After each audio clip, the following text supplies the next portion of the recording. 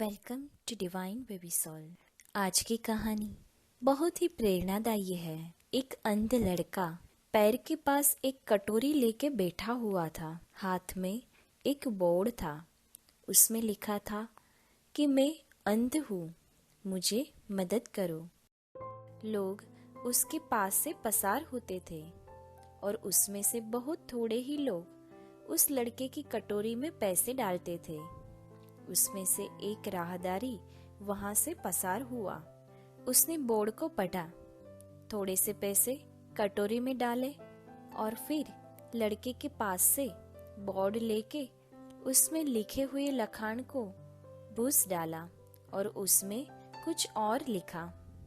उस बोर्ड में लिखे हुए शब्द पढ़कर हर लोग घड़ी भर अटक जाते थे और कटोरी में पैसे डालते थे। उसने सिर्फ लखान ही बदला था, थोड़े से शब्दों को ही बदला था। जब वो इंसान शाम को फिर से वहां से पसार हुआ तो उसने देखा कि लड़के के पास जो कटोरी थी वो पूरी की पूरी पैसों से छलक गई थी। अंध लड़के ने उसके पगरव को परख लिया और पूछा, मेरे बोर्ड पे आपने क्या लिखा था और उसमें आपने कौन से शब्द डाले थे? उस इंसान ने कहा, हमने तो मात्र सत्य ही लिखा था। तुमने जो लिखा था उसको हमने थोड़ा सा बदल के लिखा था। जो मैंने लिखा था वो ये है कि आज बहुत ही सुंदर दिन है और मैं उसे देख नहीं सकता।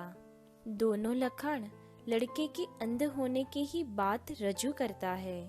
जो पहला लिखा हुआ था वो अंधत्व ऊपर केंद्रित होता है, जबकि दूसरे में ये मैसेज था कि वो सब लोग नसीबदार है जो अंध नहीं है। वो ज्यादा असरकारक था। अपनी बात योग्य रीत से रजू करनी भी एक कला है। उचित शब्दों में रजू हुई हर एक बात दूसरों पर अवश्य प्रभाव डालती है और वो हकारात्मक परिणाम ही निभ जाती है। कई बार ऐसा भी होता है कि कहीं शब्दों में कही गई बात कई बार दूसरों को समझ में नहीं आती है। ऐसी इलास्टिक के जैसे लंबी हुई खींची हुई बात अंत में निरर्थक ही साबित होती है। दूसरी तरफ छोटी सी फिर भी सचोट शब्दों में रजू हुई बात अचूक चोटदार और सार्थक साबित होती है। इन शॉर्ट, अभिव्यक्ति के लिए हमेशा कोई बेहतर मार्ग तो होता ही है। जरूरत है कि सर्जनशील बनके नवीन और अलग रीत से उसे हकारात्मक रूप से सोचने की।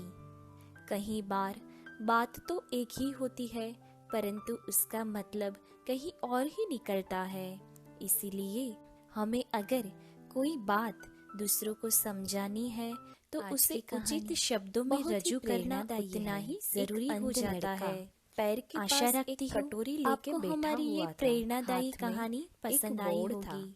ऐसी उसमें ही लिखा अन्य था जानकारी के कि लिए मैं हमारे अंध साथ हूँ, जुड़े रहिए। मुझे मदद करो। धन्यवाद।